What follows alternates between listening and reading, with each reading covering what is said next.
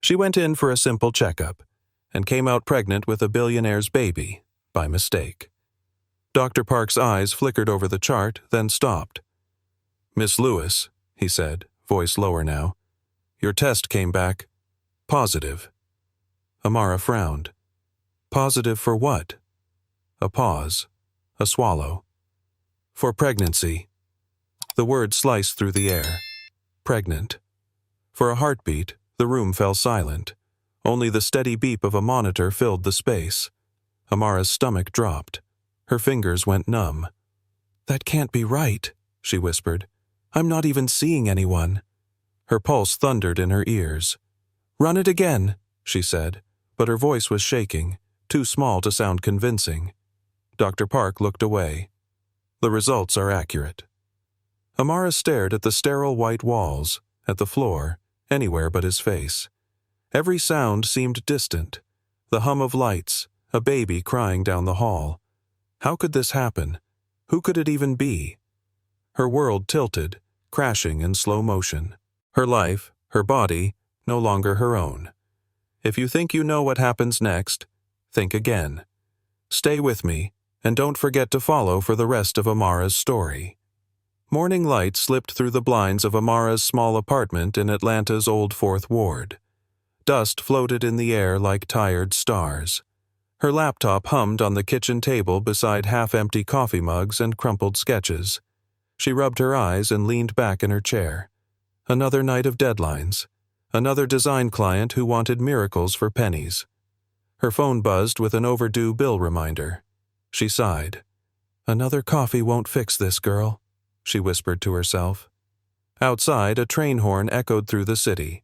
Inside, silence pressed heavy. She had traded comfort for independence, dreams for survival. Every morning started the same: caffeine, determination, and the quiet prayer that something would change. Amara tied her curls into a bun, slipped on her sneakers, and glanced at the mirror. "Still standing?" she muttered, forcing a small smile. But beneath the tired eyes, worry hid like a shadow. The world kept spinning. Rent was due. Deadlines waited. She didn't know it yet, but her life was already shifting, inch by inch, toward something she could never undo. By noon, Amara was standing in a glass conference room, presenting designs to a corporate client. Her slides flicked across the screen, but her vision blurred. A wave of heat washed over her. Her heart raced like it was trying to outrun her body. She gripped the edge of the table, forcing a smile. "Just give me a second," she murmured. Someone offered water. The world steadied, but her hands still trembled. After the meeting, she slumped into a chair outside the office. Her best friend, Tasha Green, called. "Girl, you sound like you ran a marathon," Tasha said. Amara laughed weakly. "Just work stress. I'll be fine." "Work stress don't make your skin look that pale," Tasha replied. "Your body's talking, you better listen." Amara promised she would. But promises were easy. She had deadlines, rent, and no time for weakness. Yet, as she walked home, the city lights shimmered strangely. Her chest felt tight, her steps uneven. Something inside her whispered that this was more than exhaustion. 2 days later, Amara kept her promise. She took the bus across town to Trinity Harbor Medical Center, a place that treated everyone, from janitors to CEOs. The lobby buzzed with noise. Children cried. Phones rang. Nurses moved fast. She filled out her form, the pen scratching through boxes about allergies, fatigue, diet. Just a routine checkup, nothing serious. Across the waiting area, double doors led to another world. Frosted glass, keycard access, quiet halls for private clients. The difference stung. She smiled at a nurse who barely looked up. "Room 112, have a seat." Amara sat between a coughing child and an elderly woman knitting. She checked her phone, scrolling through emails, pretending not to feel dizzy again. The hum of hospital machines mixed with the faint music from overhead speakers. She closed her eyes, breathing slow. Everything felt temporary. Her job, her health, her place in this city. She didn't know the line between ordinary and extraordinary had already been crossed. Somewhere else in the same city, another life was heading to Trinity Harbor, for reasons just as personal. Across town, Elias Whitmore tightened the knot of his gray silk tie. In the mirror of his Buckhead penthouse, success stared back. Tailored suit, clean jawline, eyes that looked tired even when he smiled. At 36, he had built Whitmore Innovations from a one-room startup into a billion-dollar empire. Every magazine called him visionary. Investors called him unstoppable. But alone, he felt nothing but noise. His assistant's voice crackled through the intercom. "Sir, your appointment's in 30 minutes. Elias nodded, grabbing his keys. "I'll drive myself." Downstairs, the Tesla purred to life, gliding through quiet streets toward Trinity Harbor Medical Center. He wasn't ill. He was preparing, freezing genetic samples, ensuring his legacy before it was too late for family. Efficient, controlled, predictable. That's how he lived. He didn't notice the rain beginning to fall, didn't see how fate was aligning two lives on opposite floors of the same building, one chasing survival, one guarding empire, both about to collide in ways neither could imagine. The night shift at Trinity Harbor was quiet, except for the hum of machines. Kayla Monroe rubbed her eyes and took another sip of cold coffee. 2 nurses had called in sick, leaving her to handle both the lower floor and the private wing upstairs. Her computer kept freezing. Charts overlapped, room numbers blurred. She glanced at 2 files. Whitmore, Elias, and Lewis, Amara. Both scheduled around the same time. Different procedures. Her mind drifted for a second, the way it does when exhaustion turns minutes into fog. She clicked, printed, and placed the wrong label on the wrong tray. In another hallway, a phone rang. Kayla jumped. Her hands trembled as she scanned barcodes, not realizing she had swapped 2 lives. The system beeped its approval. Everything looked normal. She didn't know that this single misclick, this single breath of distraction, would destroy the boundary between 2 strangers. Above her, the hospital clock ticked toward midnight, steady and indifferent. The kind of silence that hides a disaster waiting to be born. Amara sat on the exam table, fidgeting with her sleeves.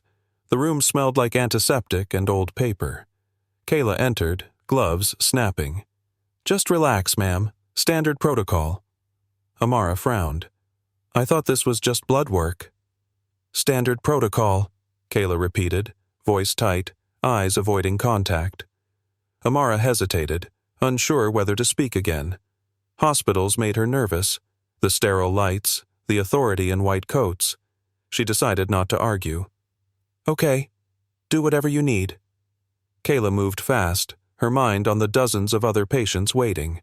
A quick form, a few vials, a quiet apology whispered under her breath that Amara never heard. When it was done, Amara felt lightheaded. "Is it normal to feel dizzy?" "Just nerves," Kayla said, already turning away. Amara exhaled, forcing calm. Maybe she was overthinking. She gathered her things and left the room, not knowing her life had already been rewritten. Upstairs, Elias Whitmore finished signing his consent forms. Dr. Park spoke clearly. "We'll collect the sample, store it safely, and confirm within hours." Elias nodded, distracted by his phone. Deals, deadlines, nothing personal. Downstairs in room 112, Amara rested for a moment, feeling strange. Something inside her shifted, a discomfort she couldn't name. Kayla double-checked the records but didn't notice the mismatch. 2 floors apart, 2 lives moved in opposite directions. One man preserving a future he hadn't planned to use. One woman searching for answers her body would soon reveal. The clinic lights glowed sterile and calm, unaware of the storm brewing beneath their brightness. Outside, rain pattered on glass, gentle but relentless. By morning, the files would be closed. No one would question anything. Not yet. The error was alive, sealed inside a system built to never make mistakes.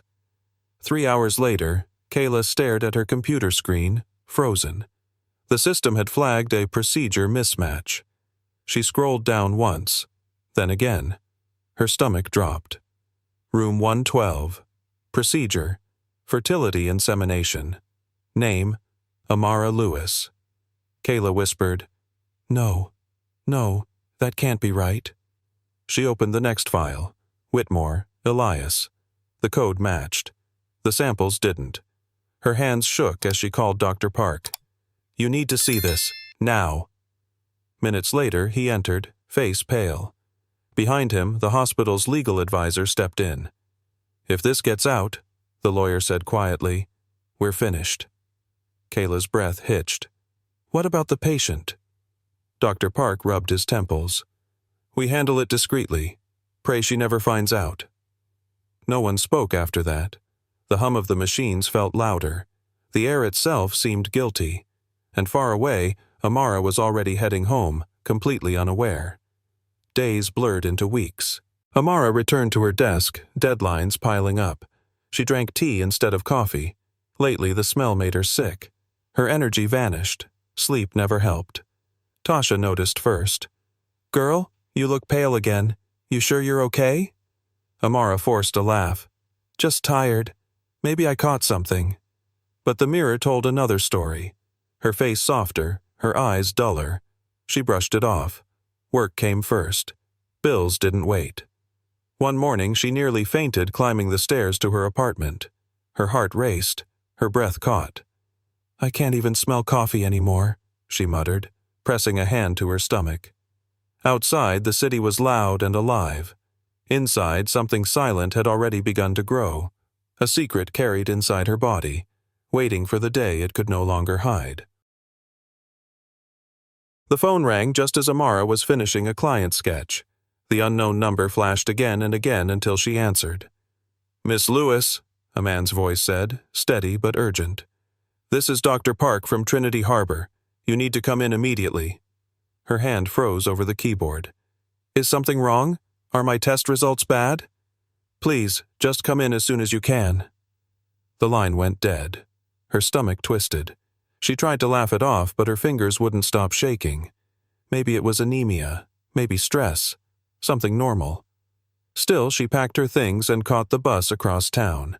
Rain streaked the windows. The city blurred. Each stop felt longer than the one before. By the time she stepped through the hospital doors, her pulse was racing. The receptionist called her name. "Dr. Park will see you now." Inside, the lights seemed too bright, the air too thin. Something inside her whispered that her life was about to split in two, before this moment and after. Park stood by his desk, eyes heavy. "Miss Lewis," he began, "there's been an error." Amara frowned. "An error? With what?" He inhaled. "With your procedure last month. You're pregnant." The word didn't land at first. It hung there, absurd, impossible. Then her world began to tilt. "That's impossible. I came in for blood work." Dr. Park's voice faltered. "I know. You were given a procedure without consent. And the biological father—" He hesitated. "The biological father is Elias Whitmore." Amara blinked. "Elias Whitmore? The tech guy? The billionaire?"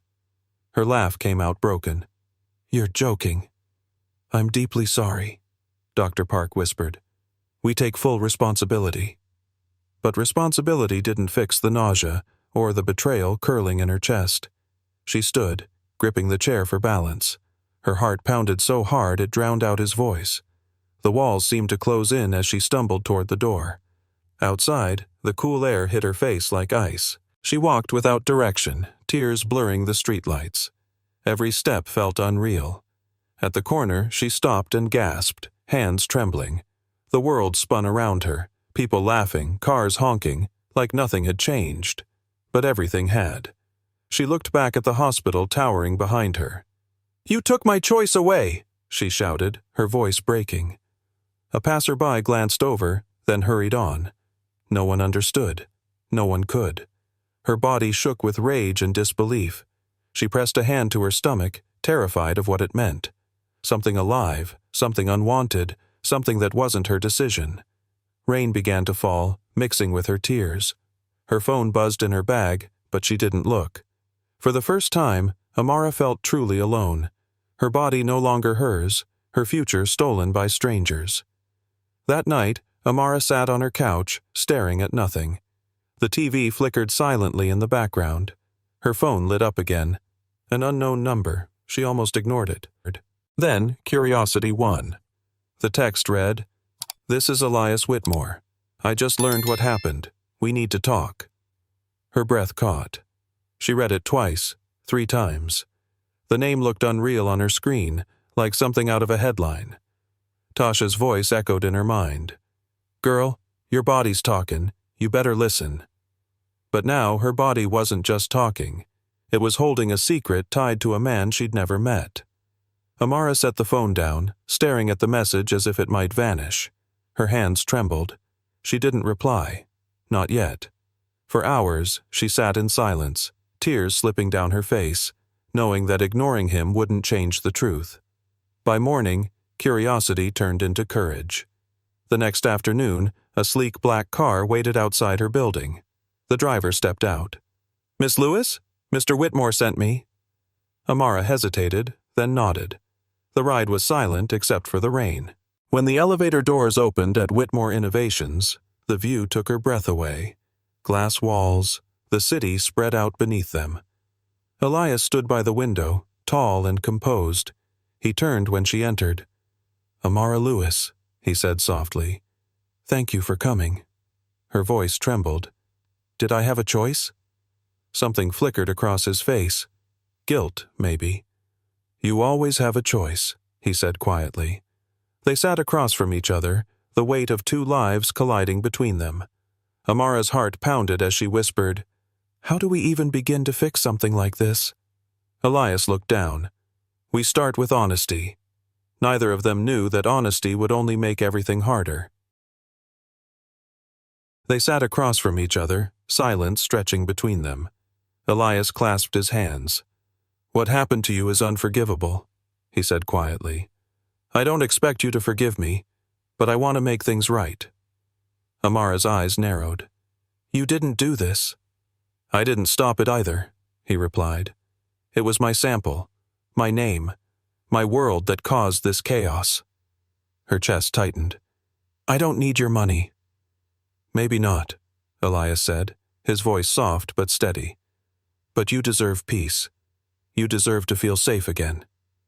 The words hung between them, heavier than the city skyline beyond the glass. Amara looked away. "You think peace comes in a check?" "No," he said. "It comes from knowing you're not alone in this." For the first time she saw something fragile in him, not power, but remorse. The thought unsettled her. She stood to leave, whispering, "I just want my life back." Elias nodded, watching her go. "Maybe that's something we can build again, in a different way." 2 days later, Amara found an envelope on her doorstep. Inside was a short note in neat handwriting. "Stay at my place during the pregnancy. Your own space, full care, no stress." She read it 3 times. The second page listed details: separate suite, medical coverage, financial support. At the bottom, 1 line written by hand: "You'll have your freedom. I'll have peace knowing you're safe."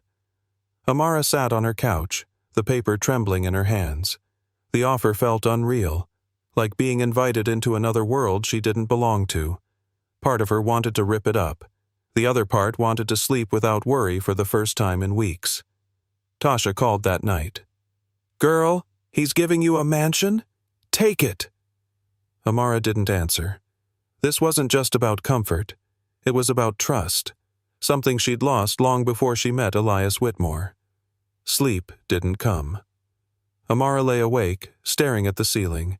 Tasha's voice echoed in her mind. "Girl, make him pay." But another voice whispered back, her own. "It's not about money. There's a baby now." She placed a hand on her stomach. The thought made her breath catch. This wasn't a lawsuit or a negotiation. It was life. A heartbeat she couldn't hear yet, but somehow felt. She rose and paced the apartment, the envelope still on the table. Outside, rain fell against the window, soft and steady. Her reflection stared back, tired, afraid, but stronger than she'd ever realized. By morning, she knew the answer. She texted Elias 1 line. "Okay, but there will be rules." His reply came within minutes. "Whatever you need." For the first time in weeks, Amara exhaled without shaking. Maybe peace didn't come from control. Maybe it started with surrender. Some decisions change everything, even before you take the first step. The day she arrived at Whitmore Tower, Amara felt like she'd stepped into another universe. 3 suitcases, 1 trembling heart. The elevator opened to polished marble and quiet air. Elias met her at the door, hands in his pockets. "Welcome," he said simply. She looked around. Wide windows, art on every wall, city lights spilling through the glass. "This is too much," she murmured. "You'll have privacy," he said. "Your own rooms, your work setup, whatever you need." Amara nodded, clutching the strap of her bag. "Thank you," she managed. Elias gave a small smile. "Just want you to feel safe here." That night, as she unpacked, the silence felt different. Not empty, but waiting. Atlanta glittered outside, the hum of life distant. For the first time she wondered what it might mean to truly start over. Morning came with sunlight spilling across glass walls. Amara walked into the kitchen to find Elias cooking eggs in a crisp white shirt. She blinked. "You actually cook your own eggs?" He chuckled. "Only on days I need to feel human." They sat at opposite ends of the counter, conversation careful but kind. He asked about her design work. She asked about his company. Somehow the distance between them softened. When he left for a meeting, Amara explored her new workspace. Clean desk, fresh flowers, a note that said, "Welcome home." It made her smile, then frown. She didn't want to belong here. Yet part of her already did. That night she heard him playing piano from the other room. The melody drifted through the halls, quiet, searching, lonely. Amara stood by the doorway, listening. 2 strangers, under the same roof, both pretending not to need what they were already finding. The clinic was quiet, the lights dimmed low. Amara lay on the exam table, her heart pounding. Elias stood beside her, hands clasped behind his back, trying to look calm. The technician moved the wand across her stomach. For a moment, there was only static, a blur on the screen. Then, a sound. A soft, rapid thump. Then another. "That's the heartbeat," the technician said gently. Amara gasped. Her hand flew to her mouth. Tears blurred her vision. Elias reached for her hand without thinking. The warmth of his touch broke something open inside her. They both stared at the small flicker on the screen. Proof of life, fragile and fierce. "That's our baby," he whispered, his voice unsteady. Amara turned to him. He was crying too, silent tears slipping down his face. In that moment, the chaos faded. There was no mistake, no lawsuit, no fear. Only the sound of life, echoing through the room, binding them to it forever. Days turned into quiet evenings. Dinner conversations stretched longer. Laughter started to fill the empty corners of the penthouse. Amara told Elias about her childhood in Savannah, the summers on her grandma's porch, the sound of cicadas, her dream to design for people who couldn't afford luxury. Elias listened like every word mattered. He told her about his parents, always gone, chasing success, about the silence of his house growing up. "You're not who I expected," Amara said one night, smiling faintly. "Neither are you," he replied. They shared stories until the city lights dimmed outside. For the first time, they weren't just tied by circumstance, but by choice. He brought her tea every evening. She left notes on his desk. Somewhere between the routine and the laughter, the air between them began to change. Gentle, unspoken, real. It happened one evening while Elias was reading on the couch. Amara gasped, one hand on her stomach. "What's wrong?" he asked, setting the book down. She smiled through tears. "The baby moved." Elias froze. "Can I?" She nodded. He knelt beside her, placing his hand where hers had been. For a few seconds, nothing. Then a soft flutter against his palm. He looked up, eyes wide, joy breaking across his face. "That's incredible," he whispered. "Hey there, little one. It's your dad." Amara laughed and cried all at once. The tenderness in his voice melted her guard completely. She had spent weeks fighting what she felt. But this was real. The tiny movement tied them together more than any paper or promise could. A single kick, a single heartbeat, and two people who had never planned this now couldn't imagine life without it. 7 months in, Amara was glowing one moment and pale the next. Her ankles swelled, her head throbbed. She brushed it off as stress. One night she stood from the couch and everything went black. Elias caught her before she hit the floor. "Amara, stay with me!" The hospital lights blurred as they rushed her in. Dr. Park's voice was urgent.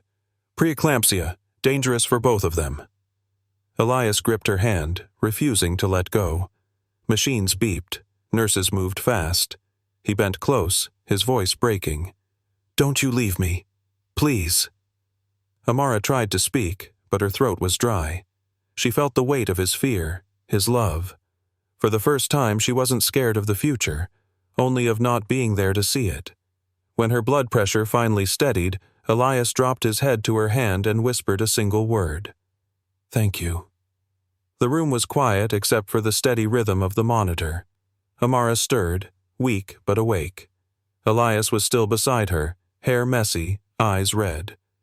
"You didn't sleep," she murmured. "Couldn't," he said. "Didn't want to miss a second." She smiled faintly. "You're ridiculous."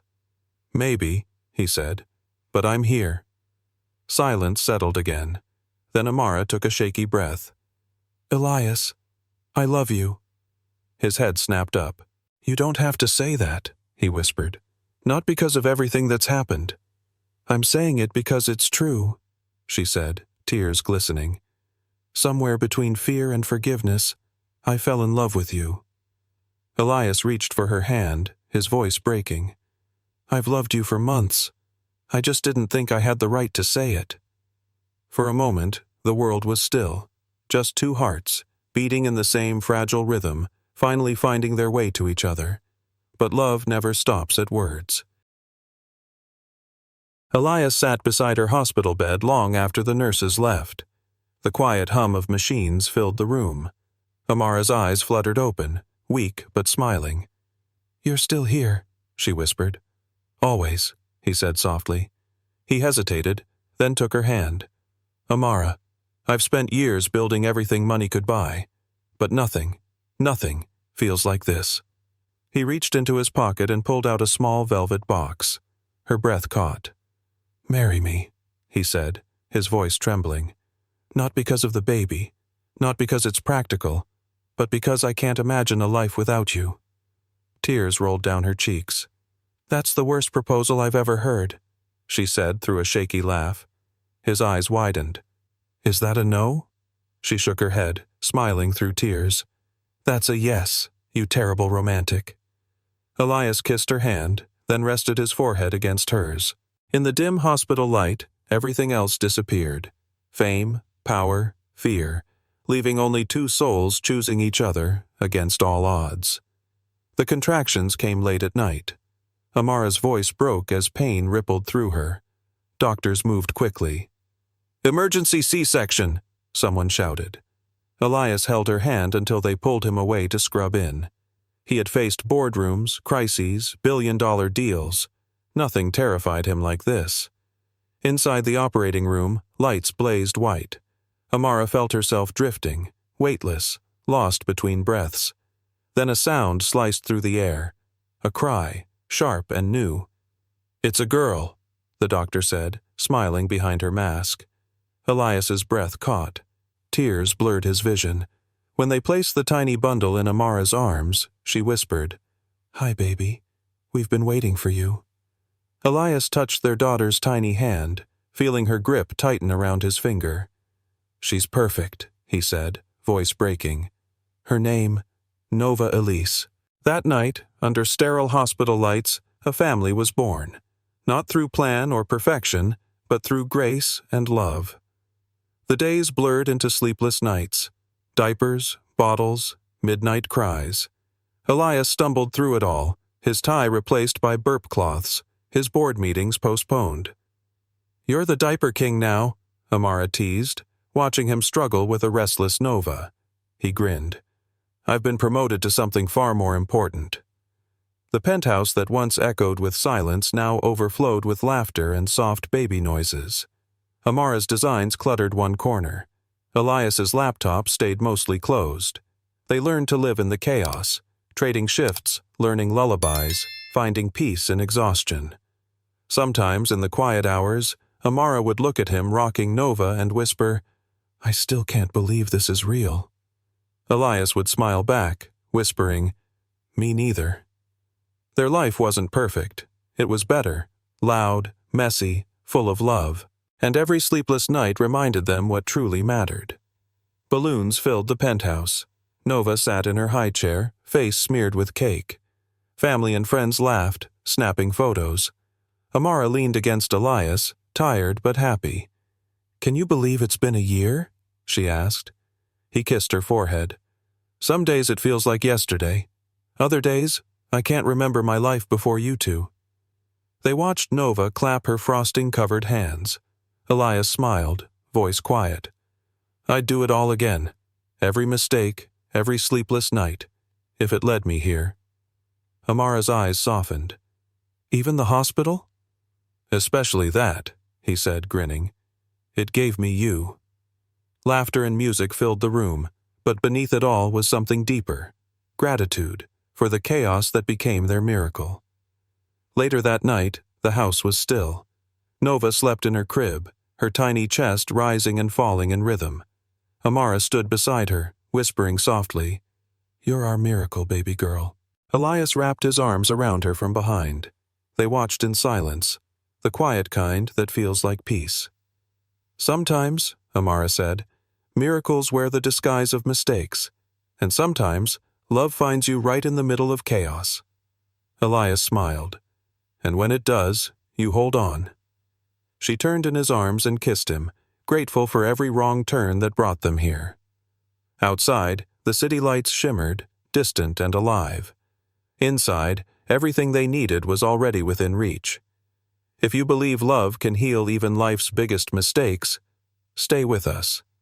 Share this story, because sometimes the most beautiful beginnings come from the most impossible places.